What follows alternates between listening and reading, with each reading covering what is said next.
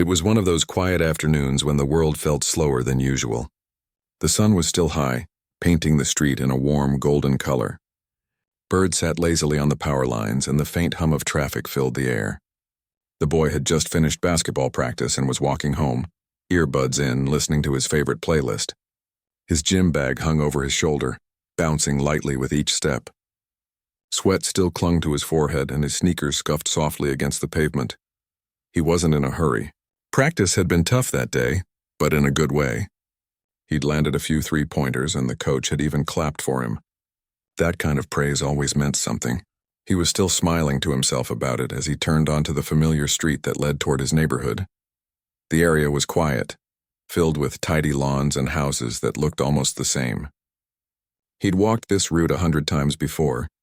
It was safe, familiar, ordinary. That's why he didn't notice the police car at first, parked just around the corner, engine running. He only realized something was different when the sound of tires rolling slowly behind him broke through his music. He turned slightly and saw the white and blue lights of a patrol car creeping forward. He took out one earbud, half expecting the car to pass. But it didn't. It matched his pace. He frowned, unsure. Maybe they were looking for someone else. Maybe it was nothing. He kept walking, trying not to seem nervous. But his heart was starting to beat faster. The car rolled closer. A voice called out, "Hey, you there? Stop for a second." He froze halfway between confusion and worry. He turned around, his gym bag slipping off his shoulder. Two officers stepped out of the car, both in dark uniforms, both watching him closely. "Where you coming from?" one asked. The boy hesitated. "Basketball practice. At the rec center. Mind showing some ID?" He blinked. I don't have it with me. It's in my backpack at home." The second officer tilted his head. "You live around here?" "Yes," he said quickly, pointing down the street. "Just over there." The first officer crossed his arms. "You fit the description of someone we're looking for. There was a report of a break-in a few blocks away." The boy's stomach dropped. "I didn't do anything," he said softly, his voice shaking a little. "Nobody said you did," the officer replied, though his tone didn't sound reassuring. "But we need to ask a few questions." The boy could feel the eyes of the neighbors behind their curtains. One woman had stepped onto her porch, watching. He suddenly felt small under the weight of their stares. He tried to steady his breathing. He lifted his gym bag, showing them what was inside. His basketball shoes, a water bottle, a towel. "This is all I have," he said, hoping it would end there. But the officers didn't seem convinced. One of them took a step closer. "Can you tell us exactly where you were about 15 minutes ago?" "I was still at practice," he answered quickly. "You can ask my coach." "Funny," the first officer muttered. "That's what people always say." The boy frowned. "What do you mean by that?" "I mean, we'll figure out the truth," the officer said, glancing toward his partner.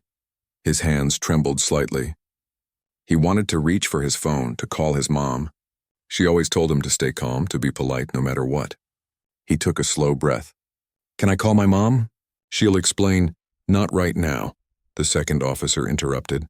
"We just need to talk." The air grew heavier. A car slowed as it passed by, its driver staring before speeding off again. The boy's heart thumped hard in his chest. Every second felt longer than the last. He stood still, hands visible, doing everything right but still feeling like it wasn't enough. The officers exchanged quiet words between themselves, glancing at him and back at their car.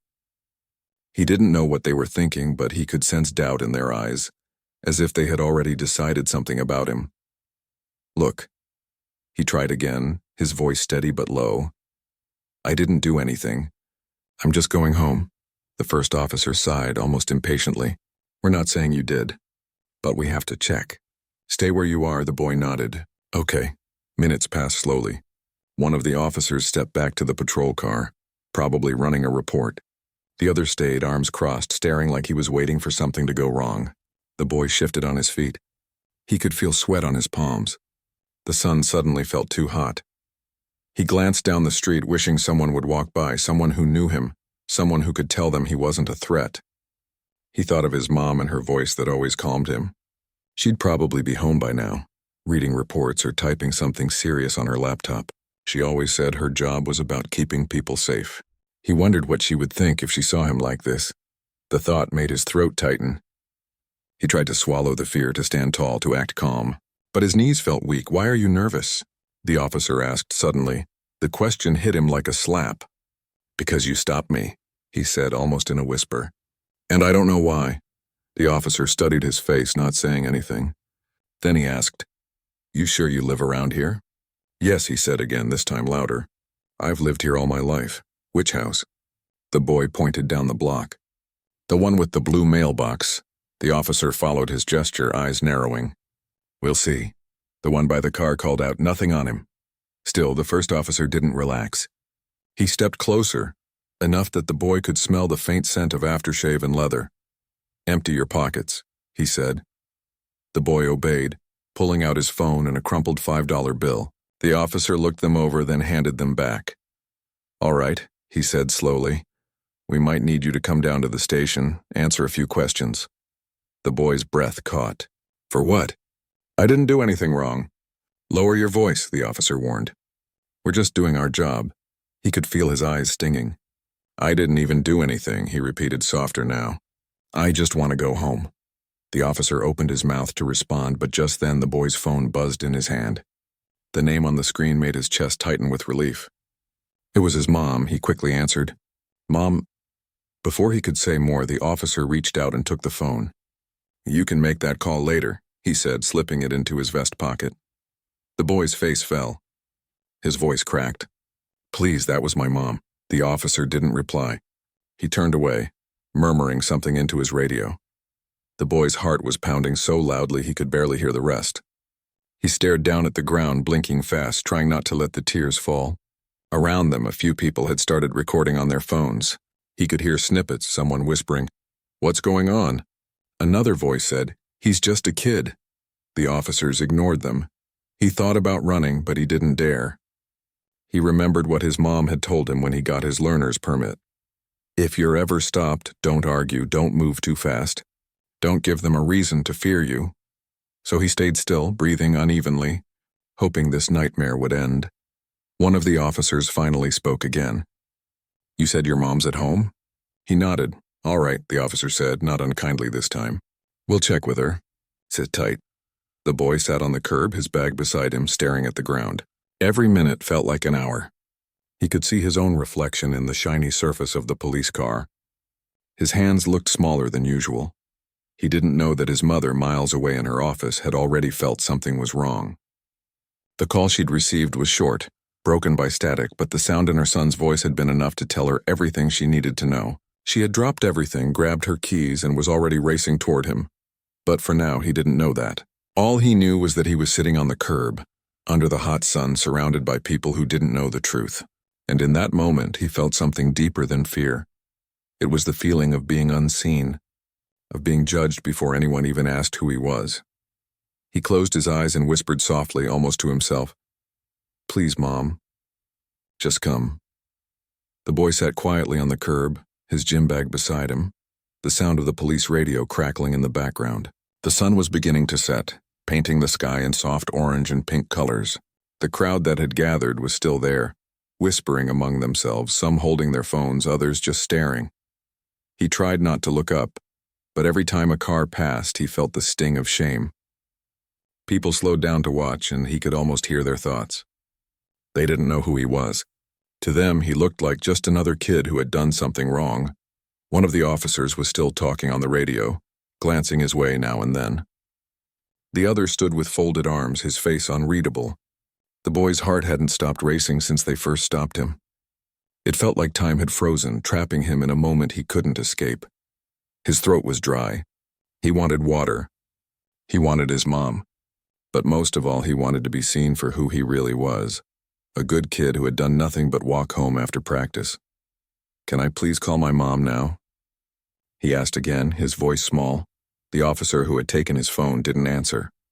He was busy talking into his radio, saying something about checking local cameras and waiting for a report.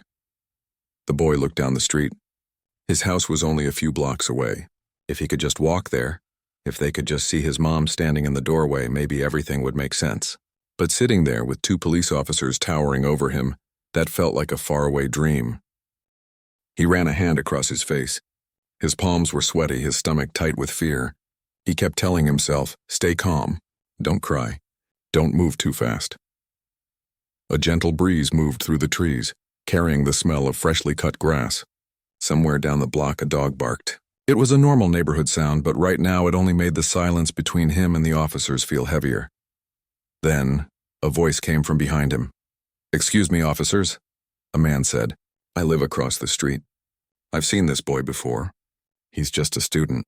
He's never caused any trouble." The boy turned slightly. It was Mr. Harris, the man who always waved from his porch when he walked by.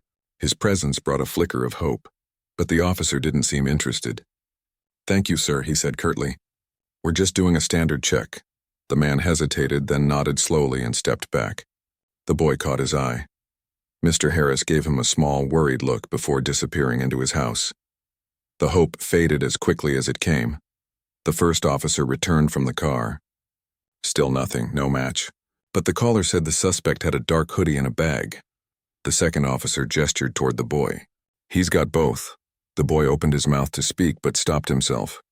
He didn't know what to say. That wouldn't sound like an excuse.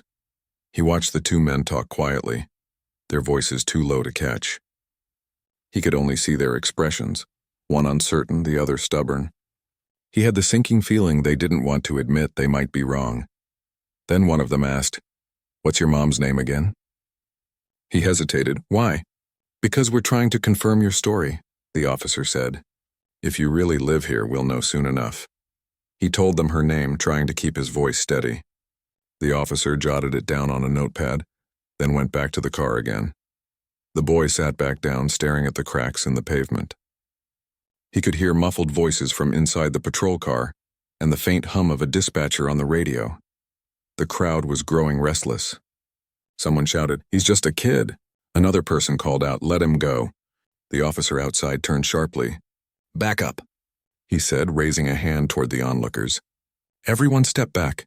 The boy felt the tension rise. He didn't want this to turn into something bigger.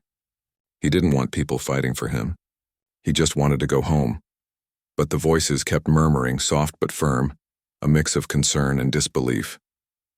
He could feel their sympathy, and their anger. Then something unexpected happened. A small child's voice broke through the noise. "Mommy, why are the police being mean to him?" The words hit him harder than he expected. He turned his head slightly and saw a little girl holding her mother's hand, staring wide-eyed. The woman whispered something to her and led her away. The boy's chest tightened. He didn't want to be remembered like this, as someone who made a little kid scared. Meanwhile, the officer with the radio returned. "We called it in. Still waiting for confirmation. Just stay put." The boy nodded silently. He didn't have the energy to argue anymore. Every second felt like it stretched forever. He tried to picture his mother's face, calm, focused, strong. He imagined her voice saying, "I'm on my way." It gave him a little strength. He thought back to how she used to tell him stories from her job, about solving cases, protecting people, making sure justice was done. She always said, "The law is supposed to serve everyone equally." Right now, that sentence felt like a lie, but he refused to lose hope. He took a deep breath and whispered again, "Please, Mom, come fast." Far away in her car, his mother was speeding down the highway. Her hands gripped the steering wheel tightly, her jaw set in determination. She had traced her son's phone and recognized the area instantly. It wasn't far from home. When she had heard his voice on the phone earlier, the fear, the trembling, it had hit her like a punch. She didn't wait for backup, didn't call ahead. She just drove. She had spent years teaching people how to handle emergencies. But nothing could prepare her for this. The thought that her own child was out there, scared and being treated like a suspect. Back on the street, the boy noticed the flashing of new lights in the distance. Another patrol car had arrived. 2 more officers stepped out. He felt his heart sink again. He whispered softly, "Please, not more." One of the new officers walked up to the first 2 and started talking. The boy couldn't hear the words, but he could see the way they looked at him. Curious, cautious, distant. It was like being a stranger in his own neighborhood. "Stand up," one of them said. He obeyed, rising slowly, his hands shaking. "Turn around," the officer added. The boy's voice broke. "Why?" "Standard procedure," came the reply. The crowd began to murmur again, louder this time. The officers looked uneasy but continued. The boy's mind was spinning. He couldn't stop thinking about his mother. She always said the truth has a way of showing itself, even when people try to ignore it. He held on to that thought like a lifeline. Minutes later, the sound of another engine echoed down the street. It was fast, sharp, different from the patrol cars. Heads turned. A black SUV stopped suddenly at the corner. The door opened and a woman stepped out. Tall, steady, her dark suit catching the evening light. She didn't run, but every step she took carried power and purpose. The boy's eyes widened. His breath caught. It was his mother. The officers turned to look at her, unsure who she was. One of them started to speak, but she raised a hand before he could finish. She reached into her jacket and pulled out something that glinted in the fading sunlight. A badge. "I'm with the Federal Bureau of Investigation," she said firmly. "That's my son." The entire street fell silent. Even the crowd stopped whispering. The boy felt tears sting his eyes, but this time they weren't from fear. It was relief. Deep, overwhelming relief. The officers looked at each other, their expressions shifting from control to confusion. One of them swallowed hard and stepped back. The woman walked straight to her son, placing a protective hand on his shoulder. She looked at the officers with calm, controlled anger. "Now," she said quietly, "would someone like to tell me why my son was stopped in the first place?" The officers had no answer. The boy stood beside her, shaking, still clutching his gym bag. He didn't need to say anything. His mother's presence said it all. The crowd began to murmur again, this time not in anger but in awe. For a long moment, no one spoke. The sound of the woman's calm but firm voice seemed to hang in the air. The officers stood frozen, their faces shifting from surprise to discomfort. The crowd had gone completely quiet, waiting to see what would happen next. The woman looked straight at the officers, her expression sharp but controlled. She was used to situations where people froze under pressure, but she had never imagined standing in the middle of her own neighborhood, facing this kind of scene. Her teenage son sitting on a curb surrounded by police cars, with everyone staring. "Is there a reason my son is sitting on the ground like a criminal?" she asked, her tone steady but cutting. One of the officers cleared his throat. "Ma'am, we were responding to a call. There was a report of a possible suspect in the area matching his description." "Matching his description?" she repeated, her eyes narrowing. "And what description would that be?" The officer hesitated. "Male, wearing a hoodie, carrying a bag." She let out a slow breath. "That could describe half the kids in this town." "Did it also say he was coming home from basketball practice?" The officer shifted uncomfortably. "We were just following procedure." "Procedure?" she said, taking a step closer. "Because from where I'm standing, it looks like you detained a minor with no clear cause. You refused to let him call his parent. You made him sit on the ground while people filmed him. That's not procedure. That's intimidation." The officers exchanged looks. One of them tried to speak again, but she raised her badge higher. "Do you know what this means?" she asked quietly. "It means I know exactly what proper procedure looks like. I also know what unlawful detainment looks like." Her voice wasn't loud, but it carried the kind of authority that demanded silence. Even the people watching from the sidewalk didn't move. She turned to her son then, gently helping him to his feet. His hands were still trembling, and his eyes were red from holding back tears. She brushed the dust off his sleeves and whispered softly, "You're okay now." He nodded weakly. "I tried to tell them," he murmured, voice barely audible. "They didn't believe me," her jaw tightened. "You shouldn't have had to convince anyone that you belong in your own neighborhood." One of the officers finally found his voice. "Ma'am, we didn't mean any disrespect. We were just—" She cut him off. "No, you didn't mean it. That's what everyone says, but intention doesn't erase what just happened. My son was scared. You could see that. You still treated him like a suspect." Her words were calm, but the anger underneath them was unmistakable. The crowd began to stir again, whispering to each other. A few people nodded, agreeing quietly. Someone in the back said, "Good for her," and a few others murmured in support.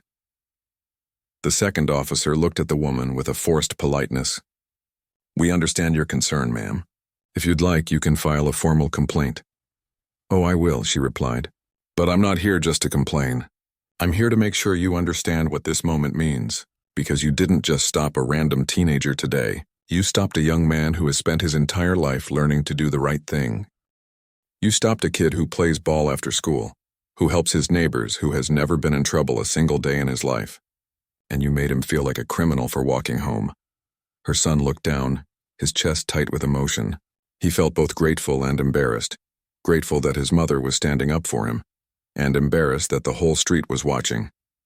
The first officer rubbed the back of his neck. "Ma'am, again, we apologize. It was a misunderstanding," she nodded slowly. "A misunderstanding that could have gone very differently. You know that, don't you?" Neither of them answered. For a few seconds, the only sound was the wind rustling through the trees and the faint buzz of the radios on their belts. The woman finally took a deep breath, trying to calm the anger inside her. She wasn't just upset for her son. She was thinking about every parent who never got there in time. Every situation that ended before the truth had a chance to show. "Let me make this clear," she said, lowering her voice but not her intensity. "You're going to release him now. You're going to give back his phone. And you're going to document this incident accurately in your report. Because if you don't, I will personally see to it that your department answers for it." The officer nodded quickly. "Yes, ma'am." The one holding the phone handed it back. "Here you go, son." The boy took it quietly, staring at the ground. He didn't trust his voice to come out right. His mother put a hand on his shoulder and said softly, "Let's go home."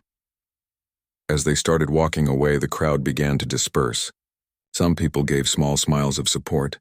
Others whispered words of comfort. One older woman called out, "Good for you, dear. You handled that with class." The boy managed a small smile, but it faded quickly. His mind was still spinning, replaying every second. The flashing lights, the harsh voices, the feeling of being watched. When they reached the car, his mother opened the door for him. He climbed in silently. She took a deep breath before getting behind the wheel. Neither of them spoke at first. The air inside the car felt heavy with everything that had just happened. Finally, she said softly, "Are you hurt?" He shook his head. "No." "Did they touch you?" "No, they just made me sit there." Everyone was staring. Her hands gripped the steering wheel tightly. "I'm so sorry you had to go through that," she said. "You didn't deserve it." Not for 1 second, he stared out the window.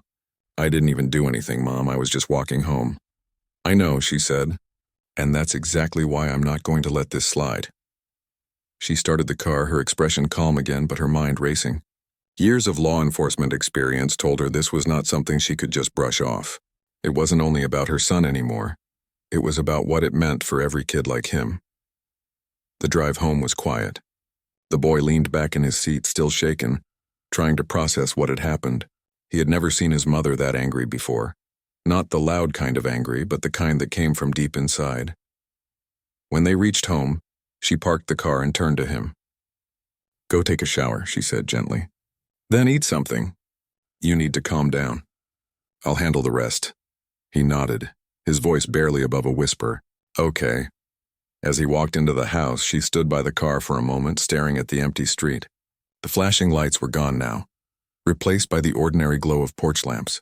Everything looked normal again, but it didn't feel that way. Inside, her son sat on the edge of his bed, staring at his basketball shoes. The same shoes he had worn to practice. The same ones that for some reason had made him fit the description. He picked one up and turned it in his hand, wondering how something so simple could lead to something so serious. Downstairs, his mother was already making phone calls. Calm but firm, she explained the situation to her supervisor at the bureau. She wanted it documented properly. She wasn't trying to make a scene. She just wanted accountability. After a few minutes, she hung up and leaned against the counter. For the first time since she arrived at that scene, she let herself feel the fear she had been holding back. The thought of what could have happened made her stomach twist. Her son walked in quietly, now wearing a clean shirt, his hair still damp. He saw the look on her face and said softly, "You don't have to do all that, Mom, I'm okay." She shook her head. "No, you're not." "And that's okay too. You shouldn't have to pretend that this didn't hurt." He nodded, his voice cracking. I didn't know what to do. I didn't want to make it worse." She walked over and put her arms around him. "You did exactly what you were supposed to do. You stayed calm, you stayed safe. That's all that matters." For a while they stood there in silence. The only sound was the quiet hum of the refrigerator and the distant sound of a car passing by outside. Then she said softly, "Tomorrow, we're going to talk to someone at the department. And we're going to make sure this doesn't happen again. Not to you, not to anyone else." He looked up at her. "Do you think they'll listen?" She smiled faintly. "They'll have to." He nodded, still unsure but comforted by her confidence. He didn't understand everything that had happened that day, but he knew one thing for certain. His mother wasn't just protecting him because she was his mom. She was standing up for something bigger. As the night grew darker, the fear that had once filled him began to fade. In its place was something different, a quiet strength, a reminder that the truth had power, and that even when the world seemed unfair, there were people willing to fight for what was right. The next morning felt heavier than usual. The house was quiet, but not in the peaceful way it usually was. It was the kind of silence that carried leftover tension from the night before. The boy woke early. He didn't sleep much. Every time he closed his eyes, he saw flashing lights and heard the same words again. "You fit the description." Those words echoed in his head like they were carved into his thoughts. He sat on the edge of his bed for a long moment, staring at the sunlight spilling through the blinds. His gym bag still lay in the corner untouched since last night. The basketball inside it seemed almost out of place now, like it belonged to a different world, one that was safe, familiar and simple. Downstairs, his mother was already dressed, sipping coffee at the kitchen counter. She had her usual calm face on, but her eyes told a different story. They were tired, alert, calculating, the way she looked when she was handling something serious. "Morning," she said quietly when he walked in. "Morning," he replied. Voice soft. She studied him for a second. "You okay?" He nodded, though it wasn't really true. "I guess so. You sure?" She pressed gently. He shrugged. "I just can't stop thinking about it. They didn't even believe me." She set her mug down. "That's exactly why we're not letting it go." "Today we're going to the station." "I filed a formal complaint last night and they agreed to meet." He frowned slightly. "Do we have to?" "I just want to forget it happened." She sighed, her expression softening. "I know, but if we stay quiet, it'll happen again. Maybe not to you, but to someone else's son." He looked down at the table, picking at the corner of a napkin. He understood what she meant, but part of him still wished they could just move on. He didn't like attention, and he definitely didn't want to be the center of some public issue. He just wanted normal back. An hour later, they got in the car. The drive to the police station felt longer than usual. The town looked the same. People walking dogs, kids waiting for the school bus, neighbors trimming hedges. But he saw everything differently now. He noticed the glances people gave him when they drove by, the way someone hesitated before waving. It made his stomach twist. When they pulled into the station parking lot, he took a deep breath. "Do I have to go in?" He asked. "Yes," his mother said gently. "You were part of it. Your voice matters." He nodded slowly and followed her inside. The front desk officer recognized her immediately, the calm authority in her tone, the badge clipped to her belt, the air of confidence that surrounded her. She wasn't here as someone angry, but as someone determined to be heard. "Good morning," she said to the officer. "We're here for a meeting with the chief regarding the incident on Oak Street." "Yes, ma'am." "He's expecting you," the officer said, standing quickly and showing them to a small conference room. The room was plain, gray walls, a rectangular table, a few chairs. A clock ticked softly above a bulletin board filled with memos. A few minutes later, the police chief walked in. He was a tall man with kind eyes and a serious expression. "Thank you for coming," he said, extending his hand. She shook it firmly. "Thank you for seeing us." He sat down across from them. "I reviewed the preliminary report from last night," he began. "I'd like to hear what happened from your point of view." She nodded and turned to her son. "Tell him," she said softly. The boy hesitated but then began, his voice trembling at first. He told them everything. How he was walking home from practice, how the patrol car followed him, how they made him sit on the curb and took his phone. He described the crowd, the confusion, the fear. He spoke slowly, carefully, reliving each detail. The chief listened without interrupting, his eyes steady. When he finished, there was a long pause. The chief finally said, "I'm sorry that happened. That should not have been handled the way it was. I'll personally look into it." His mother nodded. I appreciate that, Chief, but this isn't just about my son. It's about the pattern. How many times has this happened before without someone to speak up? The chief sighed. More than I'd like to admit. She leaned forward slightly. Then it's time that changes. I'm not here for apologies. I'm here for accountability and training. If your officers are making decisions based on fear or bias, that's not safety. That's danger. Her voice stayed calm, but every word carried weight. The chief nodded slowly. You're right. We'll review their body camera footage, and I'll make sure Internal Affairs handles it properly. I'd also like your help.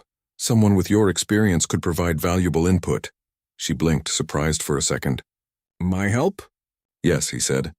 You've been on the other side of this. Maybe you can help us build something better. She looked at her son. He gave a small, hesitant nod.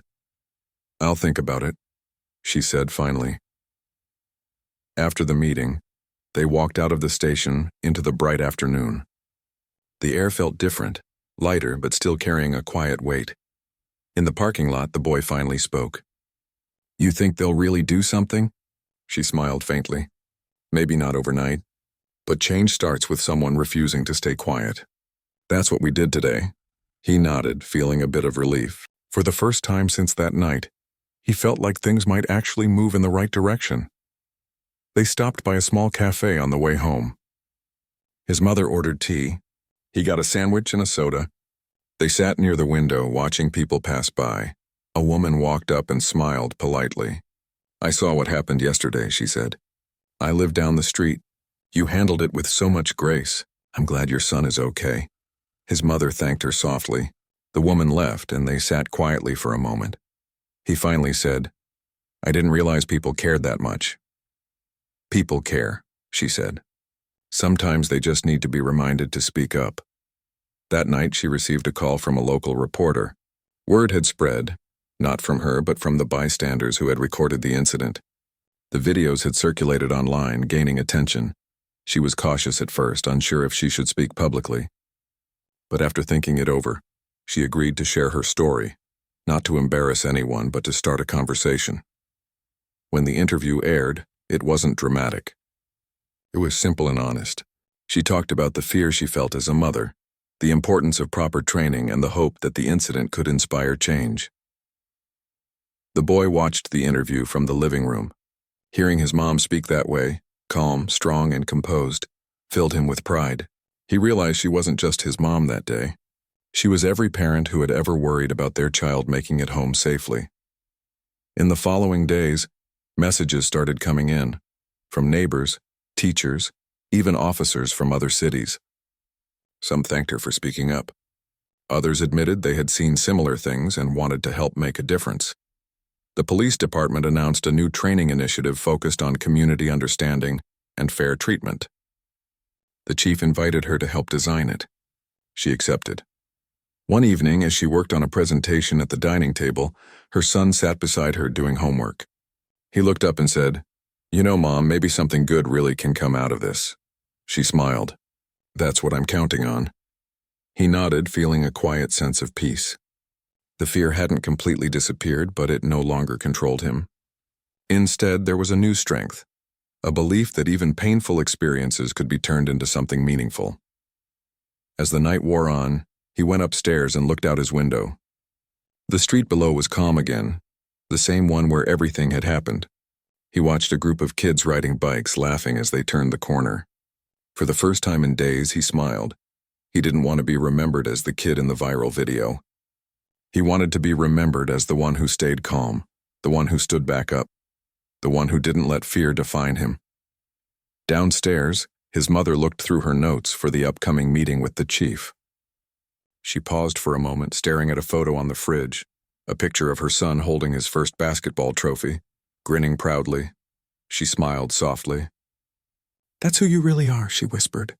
And no one will ever take that from you. Outside, the world went on. Cars passing, porch lights flicking on, dogs barking in the distance. Everything looked normal again. But inside their home, something had changed. They both understood that life would always have moments like this. Moments that tested patience, courage, and truth.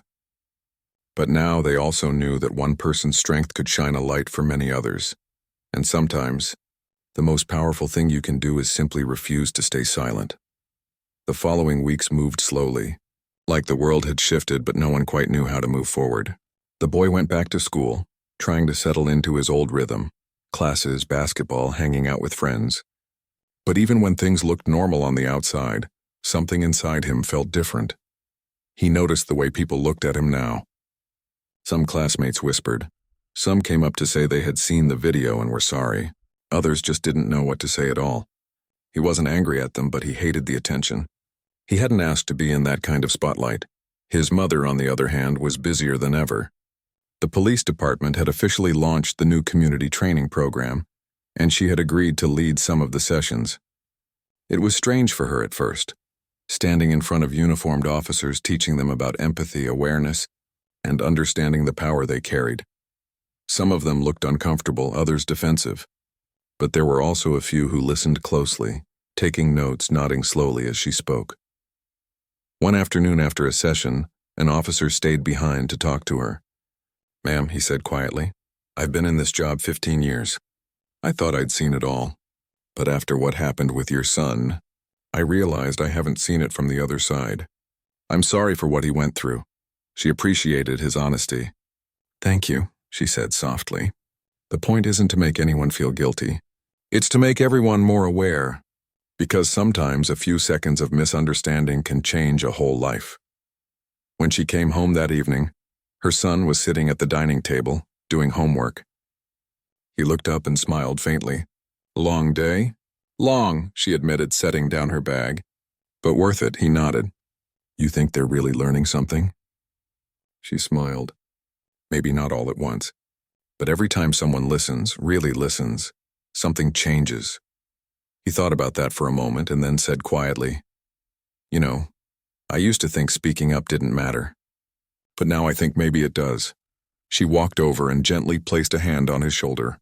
That's how change begins, in one voice at a time. A few days later, the school organized a community assembly. The principal invited parents, students, and local police officers to talk about building trust and understanding. The boy didn't want to go at first, but his mother encouraged him. When they arrived, the gym was filled with people, rows of folding chairs, a few cameras, and a low hum of chatter. The principal welcomed everyone, then asked a few people to share their thoughts. To his surprise, his name was called. His heart jumped. He looked at his mother. She gave him a small nod that said, "You can do this." He walked slowly to the microphone. His hands trembled a little, but he took a deep breath. "I'm not really used to speaking in front of people," he began, his voice quiet but clear. "But I just wanted to say something about what happened to me. That night was one of the scariest moments of my life. I didn't know what to do or what would happen, but I also learned that silence doesn't fix anything." The room was completely still. "I know not all police officers are bad," he continued. "Some of you protect people every day and risk your lives doing it. But I also know what it feels like to be treated like a threat when you've done nothing wrong, and that's something no kid should ever have to feel." He paused for a moment, gathering courage. "My mom taught me that respect works both ways, and I think if we can see each other as people first, not as what we fear or assume, maybe we can stop this kind of thing from happening again." When he finished, there was silence for a few seconds, then quiet applause that grew louder. He stepped away from the microphone, relieved it was over, and his mother smiled proudly from her seat. After the assembly, several students came up to thank him. One of them said, "That took guts, man."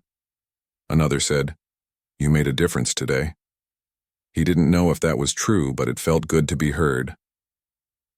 Later that week, a letter arrived in the mail. It was from the police chief. He thanked them both for their courage and transparency, saying that the department had reviewed the footage, issued formal warnings to the involved officers, and was expanding the community program citywide. His mother read the letter twice before folding it carefully. "This doesn't erase what happened," she said, "but it's a start." He nodded. "Yeah, a start." That night they went out for dinner. Something simple, just the two of them. The restaurant was small and cozy, with warm lights and soft music playing in the background. For the first time in a long time, they laughed easily. At one point, his mother looked at him and said, "You handled everything better than most adults would have." He smiled shyly. I just tried not to lose it. She reached across the table and held his hand. That's strength. Real strength isn't about fighting back.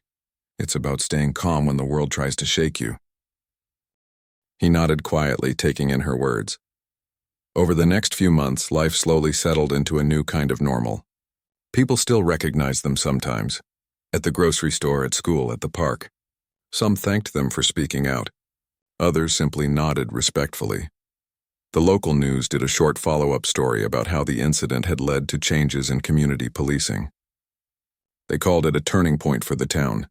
The boy didn't like being on camera, but this time it felt different. He wasn't being shown as a victim anymore. He was being shown as someone who stood up and helped make a difference, not just for himself, but for others who might face the same thing. His basketball coach even mentioned it during practice one day. "You're setting an example, kid," he said.